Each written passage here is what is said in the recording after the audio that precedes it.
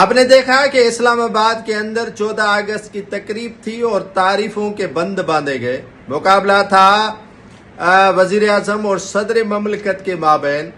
یہ اگر کرت کا تقریری مقابلہ ہوتا یا کوئی ایونٹ ایسا ہوتا جس میں تعریف کرنا لازم تھی تو یقیناً بندے کو تعریف بھی کرنی چاہیے. کیوں نہ تعریف بھلا کی جائے.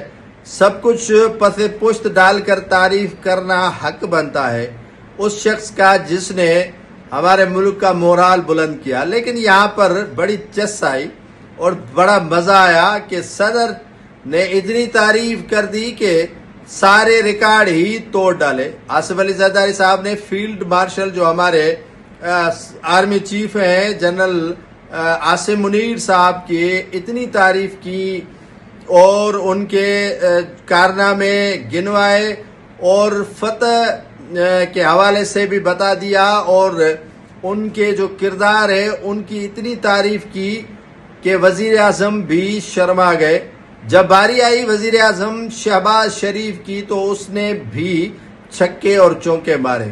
چھکے اور چونکے مارنے کے بعد شہباز شریف جس پارٹی سے بلانگ کرتے ہیں اس میں تو کوئی شک ہی نہیں ہے, نو ڈاؤٹ کہ وہ کس حلقے سے تعلق رکھتے ہیں اور ان کی پرورش کہاں ہوئی ہے. لیکن پاکستان پیپلز پارٹی جمہوریت پسند پارٹی اپنے آپ کو کہلواتی ہے اور ہمارے جو سپریم لیڈر ہیں, جو ہمارے سپریم کمانڈر ہیں صدر مملکت آصف علی زرداری نے اتنی خوبصورت انداز میں تعریف کی ہمارے فیلڈ مارشل سید عاصم منیر کی کہ سید عاصم منیر صاحب بھی خود پریشان ہو گئے کہ یہ صدر آصف علی زرداری کو آج ہو کیا گیا ہے.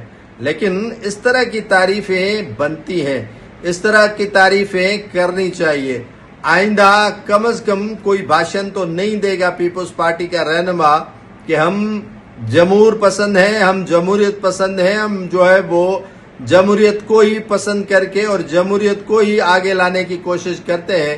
لیکن تعریف کرنا حق بنتا ہے اور تعریف کرنی بھی چاہیے کیونکہ ہمارے فیلڈ مارشل نے دونوں جماعتوں کو بھی اکٹھا کر کے رکھا ہوا ہے اور ملک کو بھی اکٹھا کر کے رکھا ہوا ہے.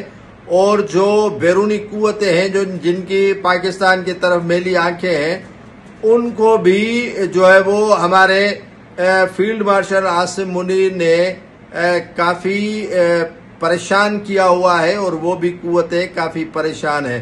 تو تعریف کرنی چاہیے جو کہ صدر اور وزیر اعظم کی جانب سے. مقابلہ سخت تھا لیکن مقابلہ دونوں میں سے کس نے جیتا یہ فیلڈ مارشل صاحب ہی بتا سکتے ہیں.